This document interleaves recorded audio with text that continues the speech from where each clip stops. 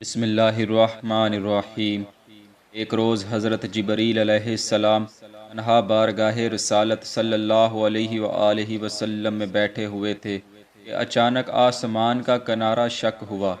حضور نبی کریم صلی اللہ علیہ وسلم نے دیکھا جیسے ہی آسمان کا کنارہ شق ہوا، جبریل سمٹنا شروع ہو گئے، سر زمین پر رکھنے لگے، یعنی اس قدر جھکے کہ یوں لگتا تھا گویا سر زمین کو لگ رہا ہے، اور ان پر تواضع اور عاجزی، خوف اور گھبراہٹ کے آثار نمایاں ہونے لگے۔ جبریل اسی حالت میں تھے کہ انسانی شکل میں ایک فرشتہ حضور صلی اللہ علیہ وآلہ وسلم کے پاس نمودار ہوا۔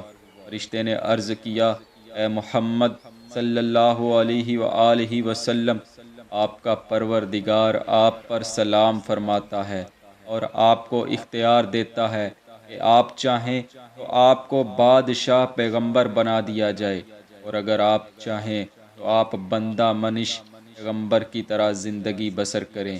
اس فرشتے نے جب یوں اللہ عز و جل کا پیغام پہنچایا تو حضور صلی اللہ علیہ وآلہ وسلم نے کچھ توقف فرمایا اور سوچنے لگے۔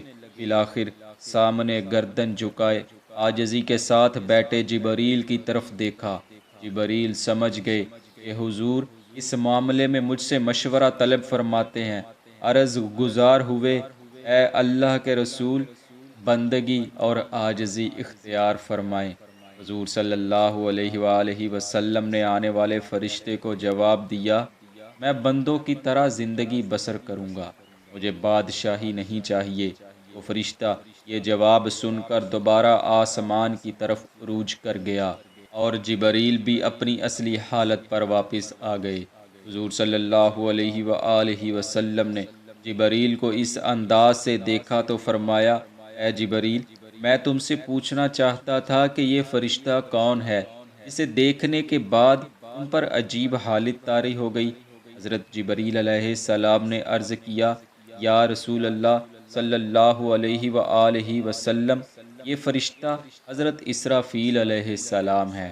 جس دن سے اللہ تعالیٰ نے انہیں پیدا فرمایا ہے، یہ تجلی الہی کے حضور کھڑے رہتے ہیں اور اپنے دونوں قدموں کی صف باندھ کر کمال خشوع سے کھڑے رہتے ہیں، حتیٰ کہ اپنی آنکھ کبھی اوپر نہیں کرتے، اور اس کے پروردگار کے درمیان اس حالت میں بھی 60 پردے حائل ہیں کہ اگر ان پردوں میں سے ایک کے قریب بھی ہو جائیں تو جل جائیں۔ ان کی ڈیوٹی صرف یہ ہے کہ لوح محفوظ ان کے روبرو رکھی ہے، اور انہیں اس لوح کی پوشیدہ چیزوں کی اطلاع دی گئی ہے۔ جب بھی اللہ تعالیٰ کا ارادہ اس سے متعلق ہوتا ہے کہ زمین و آسمان میں کوئی چیز واقع ہو تو وہ لوح خود بخود بلند ہو جاتی ہے اور حضرت اسرافیل کے سامنے پہنچ جاتی ہے، اور یہ یعنی حضرت اسرافیل علیہ السلام اسی وقت اس لوح کو دیکھ لیتے ہیں اور اس مقدر یعنی کام کو دریافت کر لیتے ہیں۔ اگر وہ کام میرے متعلق ہو وہ مجھے حکم کرتے ہیں، اور اگر وہ میکائیل کے متعلق ہو تو ان کو حکم کر دیتے ہیں، اور اگر ملک الموت سے متعلق ہو تو انہیں حکم مل جاتا ہے۔ حضور صلی اللہ علیہ وآلہ وسلم نے فرمایا، میں نے جبریل سے پوچھا، آپ کس کس کام پر مقرر ہیں؟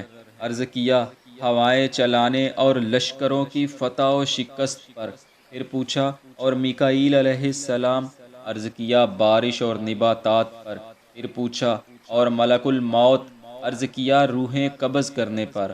حضرت جبرائیل نے مزید عرض کیا، جب اسرافیل علیہ السلام نیچے آئے تو میں نے خیال کیا اب قیامت قائم ہونے کا وقت ہے، اور ڈر گیا، اور میری حالت میں جو تبدیلی آپ نے دیکھی ہے وہ اسی ڈر کی وجہ سے تھی۔ دوستو، یہ وہی اللہ تعالیٰ کے معزز فرشتے حضرت اسرافیل علیہ السلام ہیں کہ جو اپنے منہ میں سور لیے ہوئے ہیں کہ جیسے ہی انہیں حکم ہوگا یہ سور پھونک دیں گے، اور یہ قیامت کے قائم ہونے کا دن ہوگا۔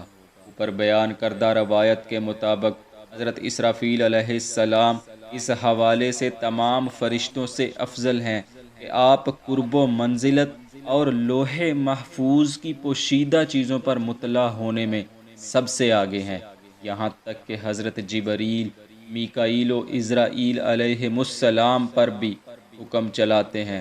لیکن اگر وحی الہی اور شرائع نازل کر کے نوع انسانی کی تکمیل اور اس نوع کے افراد کی آخرت کی اصلاح، انوار و برکات کے ساتھ عبادت گزاروں اور اطاعت شعاروں کی امداد اور ظالموں اور فرعونوں کو ہلاک کرنے کے لحاظ سے دیکھا جائے تو حضرت جبرائیل علیہ السلام بزرگی میں افضل ہیں، لیکن یہ افضلیت مطلقاً نہیں بلکہ خصوصاً ہے۔ جہاں تک حضرت اسرافیل علیہ السلام کے قرآن پاک میں ذکر کی بات ہے تو آپ کا نام قرآن پاک میں کہیں بھی نہیں ہے، فقط سور پھونکنے کا ذکر ہے۔